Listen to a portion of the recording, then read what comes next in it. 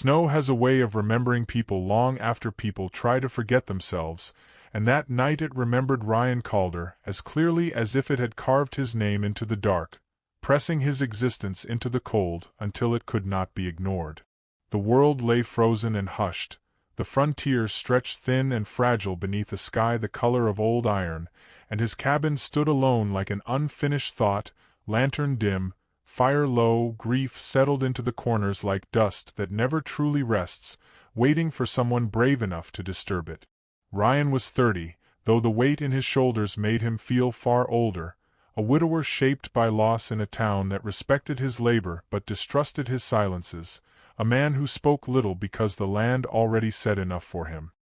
He had just finished feeding the fire, hands moving from habit rather than hope, when he heard the sound that would quietly change the shape of his life, a horse struggling through snow, breath sharp and desperate, hooves breaking crusted white unevenly, as if the night itself had gathered the courage to ask for help.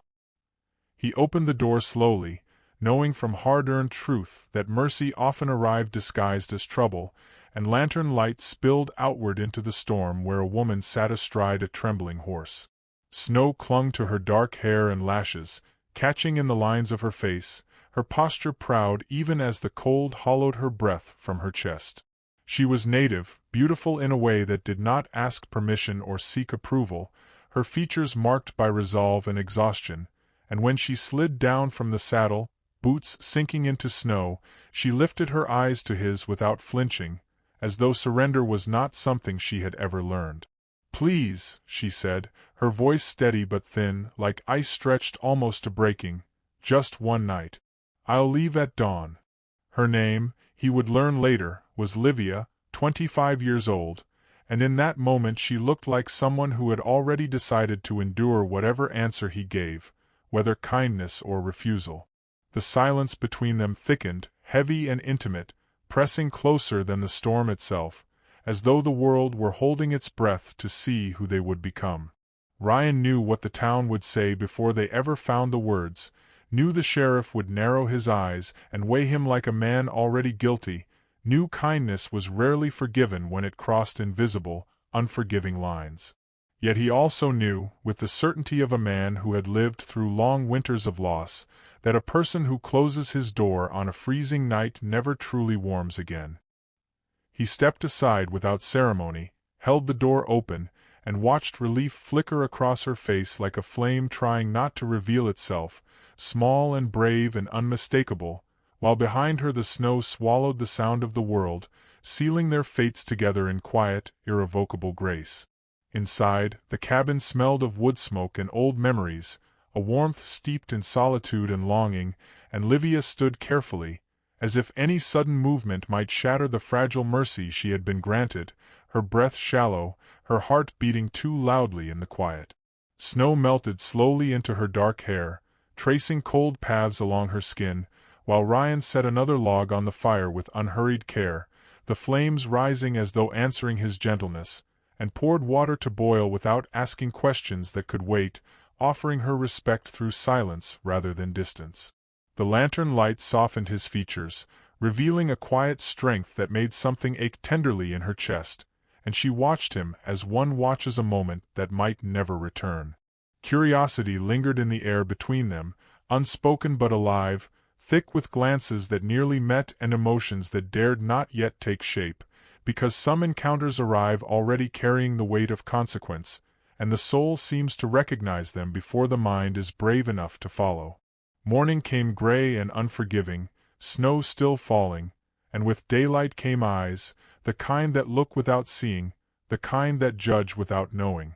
Ryan noticed it first when he stepped outside and felt the town's attention settle on him like frost, neighbors pausing too long, whispers traveling faster than footprints, and by the time Sheriff Thomas Hargreave rode past with his hard mouth and colder gaze, the truth had already been decided without a trial. Livia saw it too, from the doorway, saw how people looked at Ryan as if he had betrayed something sacred simply by offering shelter, and something in her chest shifted quietly, because she had expected suspicion toward herself, but not this casual cruelty toward a man who had done nothing but keep a door open. She tightened her shawl, eyes following the sheriff until he disappeared into falling white, and wondered how much loneliness a person could carry before it bent them. Ryan never spoke of the judgment aloud, but it lived in his posture, the way he stood a little straighter, the way he chose silence over defense, and Livia noticed how he absorbed shame the way the earth absorbs snow, without complaint, without spectacle. She helped where she could, sweeping, mending, moving carefully through the space as though it were borrowed, and each small act felt like a conversation neither of them dared to finish. They spoke of simple things at first: the weather, the land, how stubbornly winter held the valley in its grip, and Ryan showed her how he read the sky, how clouds gathered their weight before surrendering to snow, how silence sometimes warned louder than any rising wind.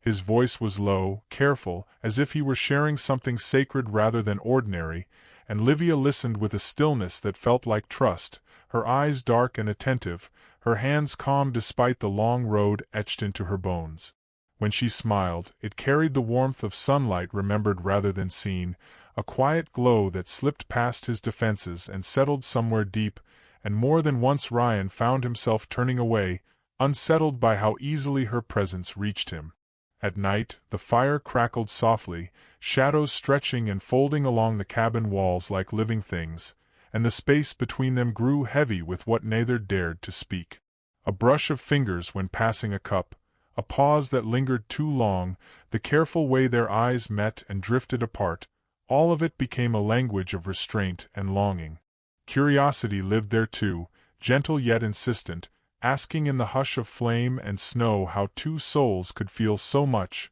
so suddenly, without ever giving it a name. The town did not soften with time. If anything, the snow seemed to sharpen their tongues, turning cold into cruelty, and Livia witnessed it plainly one afternoon when she followed Ryan into town, keeping a careful step behind him, as if distance might spare him the weight of her presence. It did not. Men let their gazes linger too long, women bent close to whisper, and when Sheriff Hargreave halted them in the street, the authority in his stance felt rehearsed, his disdain unmistakably personal, wrapped neatly in the pretense of law. "You know this won't end well," the sheriff said, his voice low but deliberately audible, meant to travel, meant to bruise. "A man's reputation is a fragile thing." Ryan met his gaze without flinching, said nothing, and in that silence there was a quiet, unyielding dignity, but also a cost that no one else seemed willing to pay. Livia felt it then, heavy and undeniable, settling into her bones, the realization that his restraint was not weakness, but sacrifice made invisible. That night, back at the cabin, Livia watched him sit alone at the table, the lamplight catching the tension in his shoulders, his hands folded as if holding himself together required conscious effort.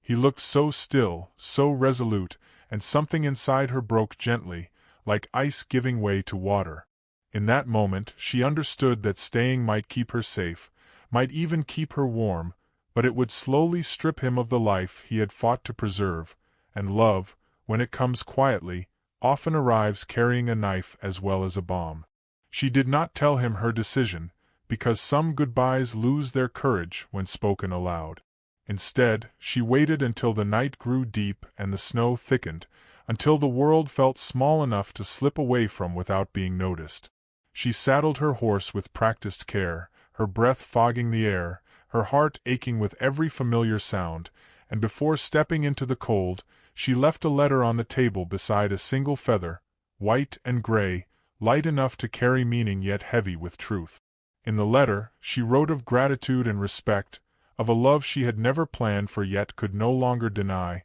and of the choice she made not because she felt unworthy, but because she believed he deserved a life untouched by the constant bruising of judgment. She wrote that some love must be proven by absence, that sometimes the deepest devotion is the one that leaves to protect what it cannot bear to harm, and when she set the letter down, her hand trembled only once, as if even her sorrow wished to be brave. Ryan woke to a silence that screamed louder than any storm. The fire had gone cold, the warmth she had brought with her vanished, and the space she once occupied felt suddenly hollow, as though the cabin itself had been emptied of breath. When he saw the letter and the feather resting where she had been, the world narrowed to the sound of his own breathing, slow and unsteady, and he read her words again and again until they blurred, until ink turned to ache and the cabin felt too small to hold what she had left behind. In that quiet devastation, curiosity did not fade, it twisted painfully into resolve, sharp and undeniable. Days passed, then nights, the snow falling without memory or mercy, and the town's attention drifted elsewhere, satisfied in its cruelty, as though it had taken what it came for. But Ryan could not fade with it. Livia lived in every corner of his days, in the way snow settled against the windows, in the way wind pressed softly at the door as if remembering her hands, and in the silence that followed him like a shadow. In time, he understood that surviving without her was not strength but a quieter kind of death, and one night, beneath a sky heavy with promise and threat, he saddled his horse and followed the trail she had tried to erase, trusting love more than certainty. The journey stripped him down to what mattered. Cold gnawed at his bones, hunger sharpened every thought, doubt whispered constantly in the long white stretches of land, but Ryan rode on, carried by memory and faith, until the earth itself began to change and he reached the edge of her world. Her tribe met him with caution, eyes measuring, silence testing his intent, and then Livia saw him from across the clearing, her breath leaving her in a soundless cry that held disbelief, longing, and hope all at once, as if her heart could not decide whether it was breaking or being restored. They spoke at last, honestly, painfully, of fear and love, of choices made to protect and wounds left behind, words trembling but true, and when Ryan asked her to marry him, it was not a claim laid upon her life, but an offering held out with humility and unwavering steadiness. The ceremony took place beneath falling snow, vows spoken softly, voices nearly swallowed by the wind, witnessed by earth and sky alike, and when they were bound together, it felt less like a beginning and more like a return to something they had always been moving toward. They rode back to town as husband and wife, snow still falling as it always had, and Ryan stood before the same people who had once judged him and declared his love without anger, without apology, his voice calm, his posture unbreakable. Livia stood beside him, no longer stepping back, no longer asking for space, and in that moment the town's silence was not victory, but reckoning, a stillness forced to confront its own smallness. Life after did not become perfect, but it became deeply, achingly true. They shared mornings softened by quiet laughter and shared breath, hands finding each other before the day fully began, and evenings wrapped in gentle touch, where silence felt like comfort rather than absence. Love lived in the smallest moments, in the way he reached for her without looking, in the way she leaned into him as if she had always belonged there, spoken not through grand declarations, but through presence, patience, and unwavering choice. Outside, the snow continued to fall, indifferent yet endlessly beautiful, just as it had on the night fate first pressed them together,